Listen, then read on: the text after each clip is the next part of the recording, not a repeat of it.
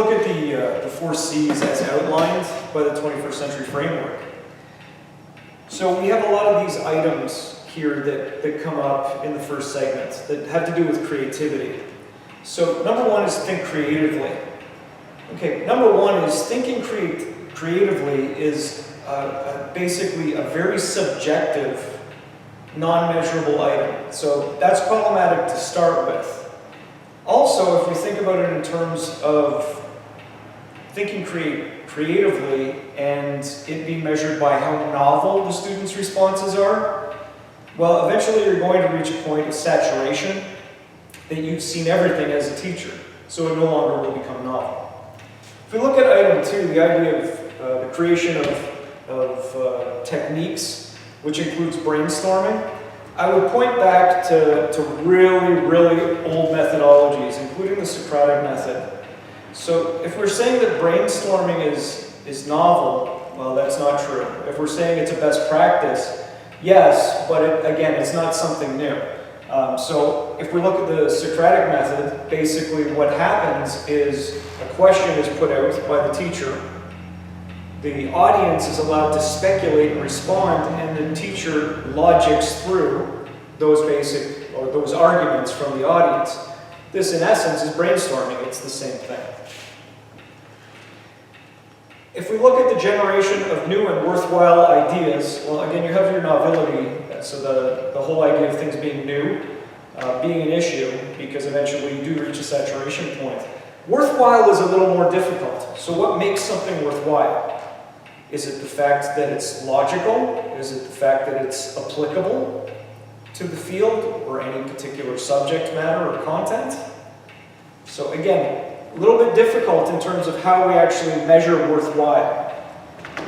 If we go over to this side and talk about evaluate own ideas, well, we're talking then about this sense of metacognition, that the student has the capacity to leave the subject or leave their rendering or what they've done, they've produced for you, and then analyze it from the outside and then dive back into it to do the edits. I would suggest that probably not many students are at that level of metacognition that they can do that, and that's why we move towards teaming or collaboration in the classroom, which is, of course, something within the model, but that's more of a reality.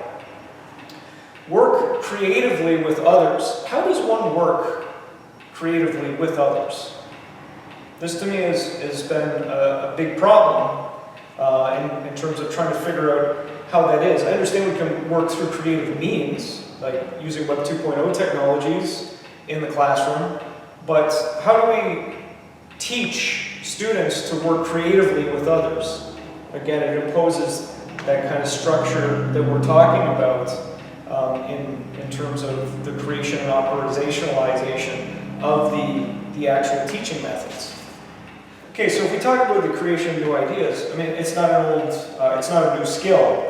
Again, we're talking about the capacity to produce, so to synthesize information, and be able to basically write and speak effectively to communicate the idea.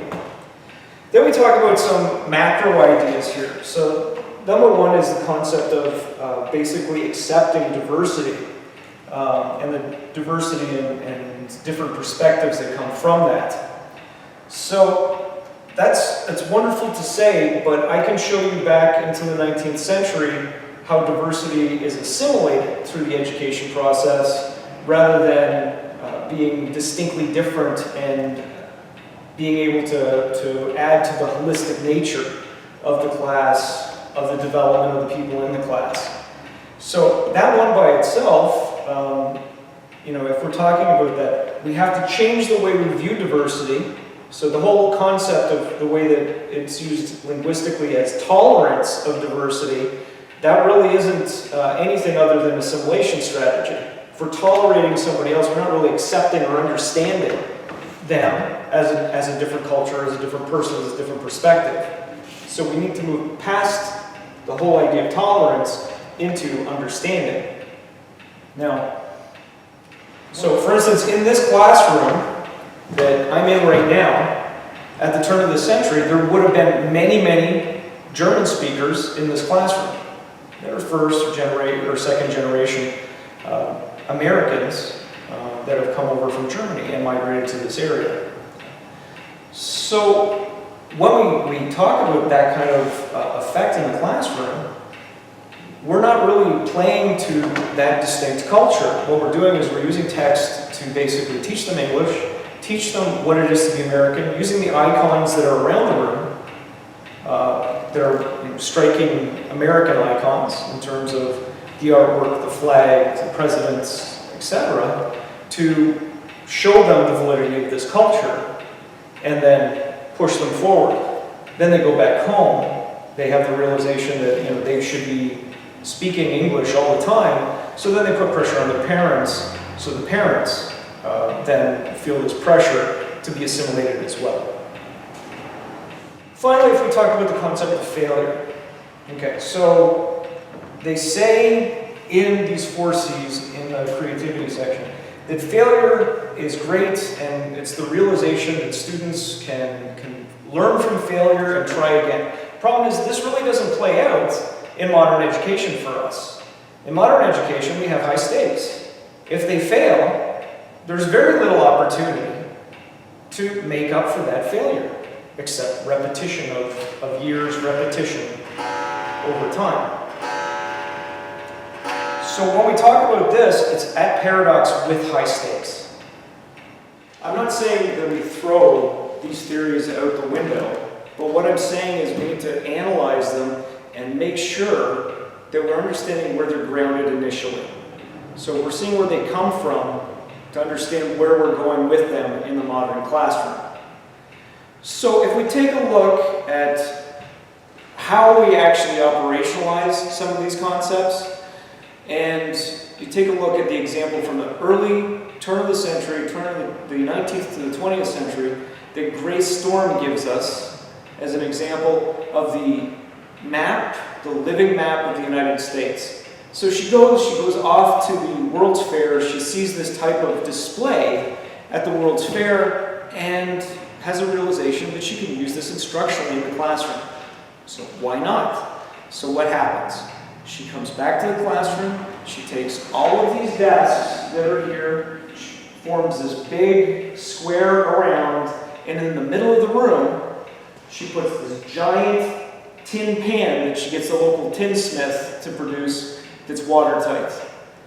Then progressively, they bring dirt in, they bring clay for the edges of the map in, and they start to plant things in the classroom that represents the crops of the different areas, different states of the United States.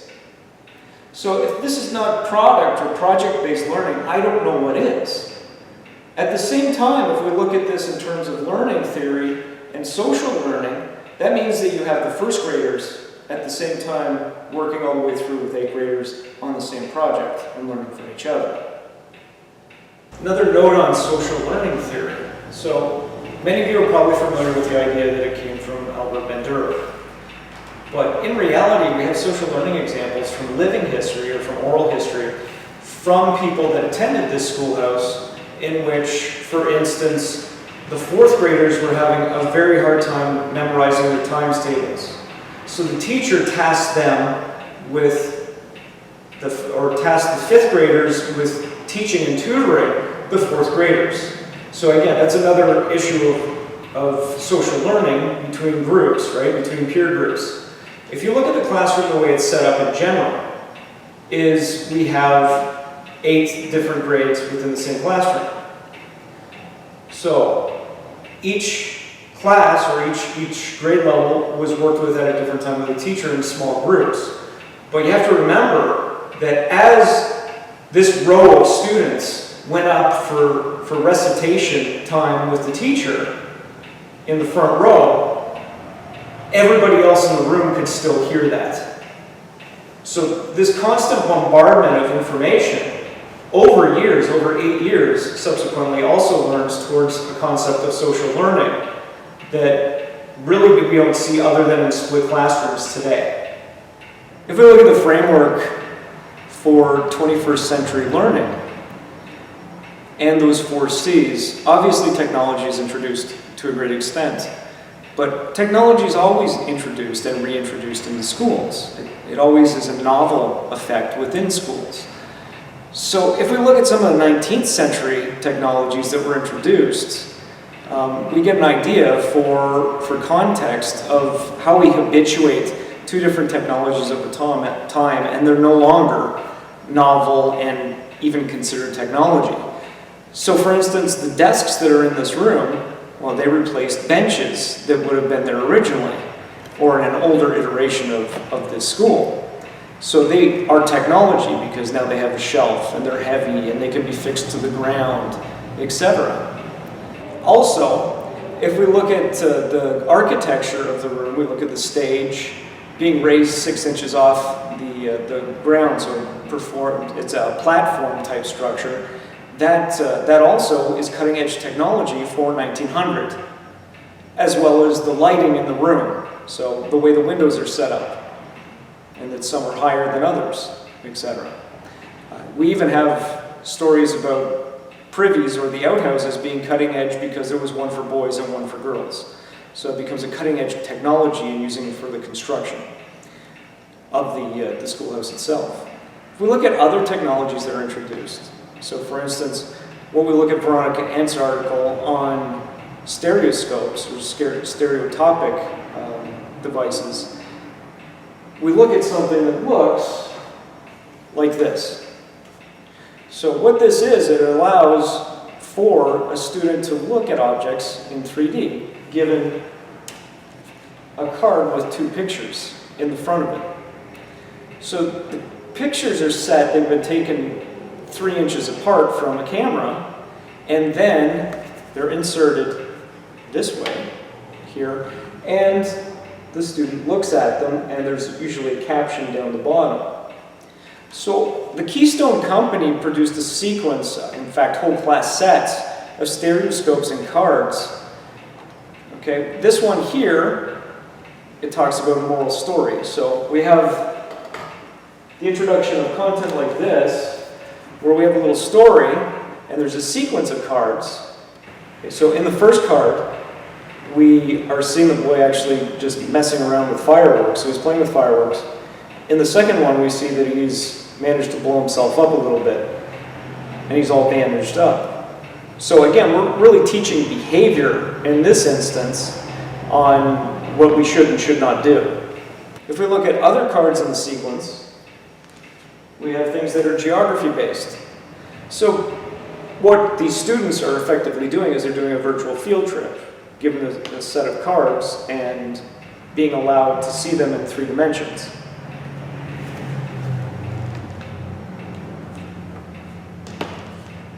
We also have ones that are historically relevant. So for instance, this is Senator McKinley, who eventually will become President McKinley. Finally, if we talk about diversity, we have items like this that talk about different cultures and their relevance towards history. If you put them all together, then basically you have a set of virtual field trips that go beyond time, because we can take renderings from older items and take them 3 inches apart, and then we can bring them into the classroom. So instead of the students having to go out to experience these things, we can bring culture, we can bring geography, and we can bring these other items in. If we look at other items that come in as technology in the 19th century classroom, might not normally think of it, but the textbook itself. So this particular printing of McGuffey's 4th grade reader was printed in 1879. So in mass quantities, these are starting to appear in the classroom around this time period.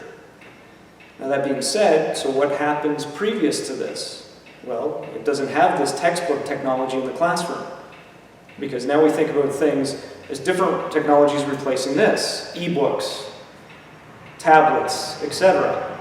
But these are the same medium. It's a print medium with pictures inside, or etchings from the time. So these cause a different level of engagement that weren't there previously, and hence they become technology.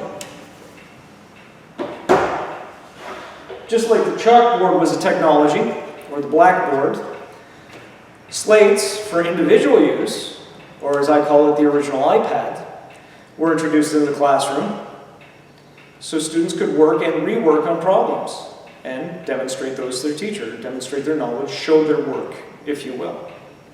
Before we did this, it was basically oration, so it was speaking and questioning or memorization. Finally, something really, really old, the original calculator and abacus. So again, a technology that would have appeared in the classroom and probably highly debated, just like the calculators were when they were introduced in the 1970s. Put them all together and what have you got? You've got technology appearing over time, and again, different type of technology than what you envision today, but still technology nonetheless. So when we look at these windows of time and these new creations or iterations of theory over time, have the realization that they were probably always there.